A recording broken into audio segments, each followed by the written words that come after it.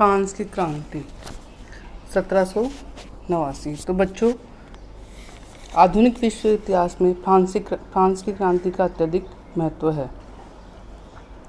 1789 France की क्रांति विश्व इतिहास के युगांतकारी घटना है। प्राचीन व्यवस्था को चुनौती देते हुए फ्रांस की क्रांति ने 3 नवीन आधुनिक आदर्शों स्वतंत्रता, समानता एवं भ्रातृत्व को वास्तविक रूपांतरण का प्रयास किया। इन तीनों ही सिद्धांतों ने मनुष्य मात्र के गौरव एवं सम्मान के लिए सिद्धांत को पुष्ट किया। फ्रांस की क्रांति के क्या कारण रहे हैं? तो इसके लिए कहा जाता है कि फ्रांस की जो पुरातन व्यवस्था थी उसके विरुद्ध लोगों का जन असंतोष हुआ। उसमें सामाजिक असमानता भी थी, आर्थिक अव्यवस्था भी थी, बौद्धिक वर्ग का जागरण होना भी थी, राजनीतिक व्यवस्था भी थी। तो ये सारी व्यवस्थाएं फ्रांस की क्रांति का कारण बनी। तो ये क्रांति मुख्यतः फ्रांस की पुरातन व्यवस्था के प्रति गहरे जन असंतोष का परिणाम थी। गंभीर सामाजिक विषमता, राजनीतिक निरंकुशता, प्रशासनिक अव्यवस्था, अंधव्यवस्था तथा जन सामान्य के आर्थिक शोषण में ये सभी फ्रांस की पुरातन व्यवस्था में विद्यमान थी। पुरातन व्यवस्था के प्रति जन असंतोष, नवीन विचारों का जोश तात्कालिक ऐसा समन्वय हुआ कि फ्रांस को क्रांति के लिए समक्ष ला दिया। तो फ्रांस की क्रांति के पहला कारण है गंभीर सामाजिक विषमता है। सामाजिक कारणों में क्या रहा है? गंभीर सामाजिक विषम। तो इसमें क्या विभिन्न वर्गों के असमान अधिकार थे। इसमें सबसे महत्वपूर्ण कारण क्या माना गया? सामाजिक व्यवस्था। तो इसमें विभिन्न वर्गों के गंभीर रूप से असमान अधिकारों पर आधारित थी। इन असमान अधिकारों को वैधानिक स्वीकृति भी प्राप्त थी। मतलब असमान अधिकार तो थे लेकिन इसे कानूनी जामा भी पहनाया गया था। और फ्रांस का समाज वैधानिक रूप से 3 वर्गों में विभक्त था, जिन्हें स्टेट्स कहा जाता था। एस्टेट्स कहा जाता था। प्रथम एस्टेट के अंतर्गत विशेष अधिकारी युक्त पादरी वर्ग थे। द्वितीय एस्टेट के अंतर्गत विशेषाधिकार युक्त कुलीन वर्ग थे। मतलब प्रथम 2 वर्ग थे, कौन से? पादरी वर्ग और कुलीन वर्ग, दोनों को विशेषाधिकार प्राप्त थे। लेकिन तृतीय वर्ग जो था, तृतीय स्टेज था, उसके अंतर्गत विशेषाधिकार कोई भी नहीं था। इसमें कृषकों और सरबराह वर्ग का बाहुल्य था। सन 1789 में फ्रांस की जनसंख्या लगभग 2.5 करोड़ थी, जिसमें 5 लाख व्यक्ति अर्थात संपूर्ण जनसंख्या के 2% व्यक्ति विशेषाधिकार युक्त प्रथम 2 एस्टेट्स से संबंध थे। यह विशेषाधिकार युक्त अल्पांश अनेक सुविधाएं रियायतें प्राप्त करता था। मतलब इसमें 1709 में लगभग 2.5 करोड़ थी और जिनमें से 5 लाख व्यक्ति कौन थे? पादरी और कुलीन वर्ग थे। प्रथम 2 स्टेट्स के लोग थे। और यह विशेषाधिकार युक्त अल्पांश अनेक सुविधाएं एवं रियायतें प्राप्त कर रहा था। इसके पास भूमि का गैर आनुपातिक हिस्सा था। आय पर भी इनका एकाधिकार सा था। सरकार और सेना के सभी उच्च पदों पर इनके लिए आरक्षित थे। इसके लिए अलग एवं विशेष न्यायालय बने हुए थे। प्रत्यक्ष करों के भुगतान से इन्हें छूट प्राप्त थी। मतलब देखिए, प्रथम 2 वर्ग थे, पादरी और विशेषाधिकार तो प्राप्त थे लेकिन इनके पास भूमि भी बहुत ज़्यादा थी। सेना और सरकार में उच्च पद थे। इनके लिए अलग से विशेष न्यायालय बने हुए थे। साथ ही इन्हें प्रत्यक्ष करों में छूट भी दी गई थी। तो प्रथम स्टेज के अंतर राज्य का पादरी वर्ग आता था। राज्य में चर्च की स्थिति राज्य के भीतर एक दूसरे राज्य की तरह थे। मतलब चर्च कैसा होता था कि एक स्टेट में जैसे दूसरा राज्य, उस तरह से चर्च की स्थिति थी। उच्च पादरी वर्ग अत्यधिक समृद्ध एवं संपन्न था। इसके अधिकार में फ्रांस की भूमि का 1/5वां हिस्सा था, जिससे प्रचुर आमदनी होती थी। इसके अलावा चर्च कृषकों से धार्मिक कर भी वसूल करता था। मतलब चर्च एक राज्य की तरह था जिससे प्रचुर आमदनी होती थी। इसके अलावा चर्च कृषकों से धार्मिक कर भी वसूल करता था। फ्रांस की भूमि का 1/5वां हिस्सा किसके उच्च पादरी वर्ग के पास था, जिससे प्रचुर आमदनी होती थी। चर्च का अपना प्रशासन था, अपने न्यायालय थे। चर्च स्कूलों, अस्पतालों, अन्य समाज सेवी संस्थाओं का संचालन करती थी। उच्च पादरी वर्ग के लोग कर भार से मुक्त थे। उनमें से अनेक लोग अपने धार्मिक कृत्यों से विमुख होकर ऐश्वर्य और भोग विलास, मतलब उच्च चर्च का अपना प्रशासन था, अपने न्यायालय थे और चर्च साथ ही स्कूलों, अस्पतालों, अन्य समाज सेवी संस्थाओं का संचालन करती थी। तो उच्च पादरी वर्ग को कर भार से मुक्त किया गया था और ये धार्मिक कर्तव्यों से मुक्त होकर भोग विलासी जीवन व्यतीत कर रहे थे। उनके पास अपने दुर्ग थे, महल थे, बेशकीमती वस्तुएं थी। जैसे उदाहरण के लिए स्ट्रासबर्ग के आर्क बिशप की वार्षिक आय कितनी थी? लगभग $3 लाख थी। वह अपने भव्य महल में दरबार लगाता था। उसकी रसोई में खाना बनाने की देगचियाँ भी चांदी की बनी हुई थी। उसके अस्तबल के अतिथियों की लगभग 180 घोड़े थे। एक बिशप की औसत आमदनी लगभग $50,000 थी। ठीक है, वार्षिक डॉलर थी। तो देखिए ना कितनी कि स्ट्रेसबर्ग का उदाहरण दिया गया कि कितनी वार्षिक आय $3 लाख थी। उसके रसोई में खाने की देगचियाँ भी चांदी की थी और अस्तबल में 180 घोड़े होते थे और आमदनी $50 लाख वार्षिक थी। अनेक बिशप वर्साय के महल में रहते थे, यहाँ के विशाल विलासितापूर्ण जीवन का आनंद ले रहे थे।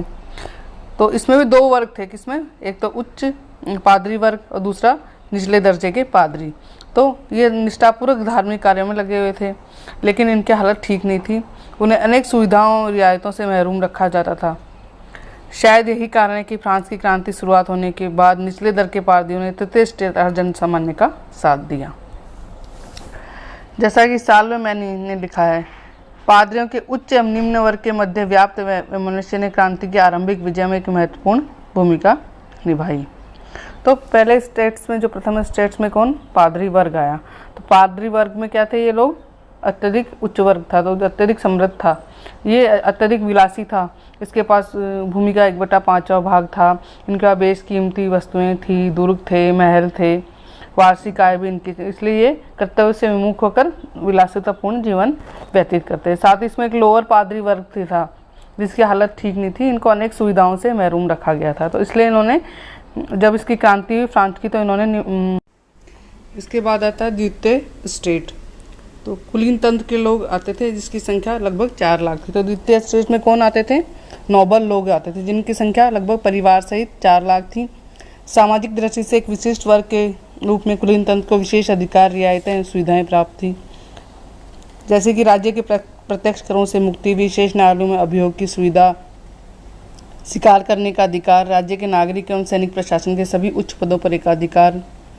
पादरी तंत्र की भांति कुलीन तंत्र के अंतर्गत भी आंतरिक वर्ग थे जिनकी भौतिक स्थितियों में अंतर था। जैसे पादरी वर्ग में 2 थे, एक तो उच्च पादरी वर्ग, एक निम्न पादरी वर्ग। उसी तरह यहाँ भी आंतरिक वर्ग, द्वितीय स्टेट में भी आंतरिक वर्ग थे, जैसे उनकी भौतिक स्थितियों में अधिक अंतर था, उनके विशेषाधिकार समान थे केवल, लेकिन भौतिक स्थितियों में बहुत ही अंतर था। तो कुलीनों के अंतर्गत 2 प्रकार के थे, एक तो शस्त्र धारित कुलीन और एक शस्त्र वस्त्र धारित कुलीन। दो तरह के कुलीन थे, शस्त्र आधारित कुलीन और वस्त्र आधारित कुलीन। तो शस्त्र आधारित कुलीन वर्ग में पुरातन सामंत थे जिनके पास बड़ी जमीन जायदादें और सैनिक शक्ति थी। इनमें से कुछ वर्साय के दरबार में रहते थे, उनके प्रतिनिधि उनके प्रांतों में प्रशासन चलाते थे। अन्य स्वयं प्रांतों में प्रत्यक्ष प्रशासन का कार्यभार देखते थे। राज दरबार में रहने वाले सामंतों की शान शौकत बड़ी जबरदस्त थी। उस पदों पर उनका अधिकार था। राजा से उन्हें विपुल दान, उपहार एवं पेंशनें प्राप्त होती। उनकी विलासिता ऐशोआराम कुलीन वर्ग के अन्य लोगों का ईर्ष्या का कारण था। मतलब 2 तरह के माने गए हैं, एक तो शस्त्र आधारित कुलीन वर्ग, एक वस्त्र आधारित कुलीन वर्ग। तो उसमें कौन थे, पुराने सामंत थे और जिनके पास बड़ी बड़ी जमीन जायदादें, सैनिक शक्ति थी, वर्साय के राज दरबार में रहते थे और प्रतिदिन प्रांतों में प्रशासन चलाते थे, शान शौकत से रहते थे, उच्च पदों पर उनका अधिकार था। उन्हें विपुल दान, उपहार एवं पेंशन प्राप्त होती थी। उनकी संख्या 1000 के लगभग थी।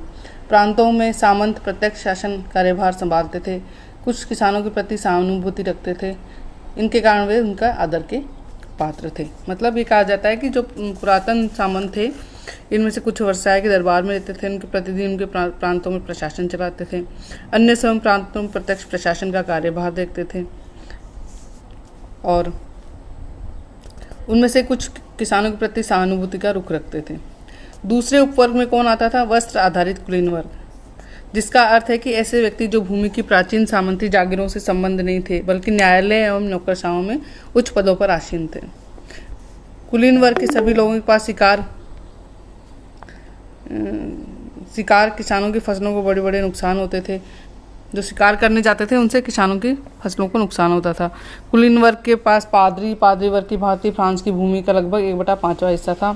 जाहिर है कि कुलीन वर्ग की विलासिता का भार जन सामान्य को उठाना पड़ता था। तृतीय स्टेट, तो मतलब ये दूसरा कुलीन वर्ग आ गया। कुलीन वर्ग में 2 थे, एक तो शस्त्र आधारित कुलीन और वस्त्र आधारित, दोनों के बारे में अलग अलग मैंने आपको बताया था। तो वस्त्र आधारित में कौन थे? नौकरशाही थे जो ऊंचे ऊंचे पदों पर आसीन थे, और फ्रांस की भूमि पर लगभग 1/5 हिस्सा इन्हें प्राप्त था। तृतीय स्टेज के अंतर्गत फ्रांस में जनसंख्या का, तृतीय स्टेज में कौन आते थे? फ्रांस में जनसंख्या का बड़ा हिस्सा था। पादरी कुलीन वर्ग के अतिरिक्त अन्य सभी लोग तृतीय स्टेज के अंतर्गत रखा जाता था। राज्य करों का सारा भार लगभग इसी वर्ग को वहन करना पड़ता था। यह वर्ग सुविधाओं से वंचित था तथा कर मुक्त एवं सुविधाभोगी पादरी तंत्र, कुलीन तंत्र की विलासिता का बोझ भी इस वर्ग को ढोना पड़ा। मतलब सबसे जनसंख्या, फ्रांस की जनसंख्या का सबसे बड़ा हिस्सा कौन था? तृतीय स्टेट। पादरी और कुलीन वर्ग के अतिरिक्त जो भी लोग होते थे वो तृतीय स्टेट के अंतर्गत आते थे। राज्यों के करों का सारा भार इन पर डाल रखा था, इनको सुविधाओं से वंचित किया गया था। कर मुक्त एवं सुविधा हुई पादरी तंत्र, कुलीन तंत्र की विलासिता का बोझ इसी वर्ग को उठाना पड़ता था।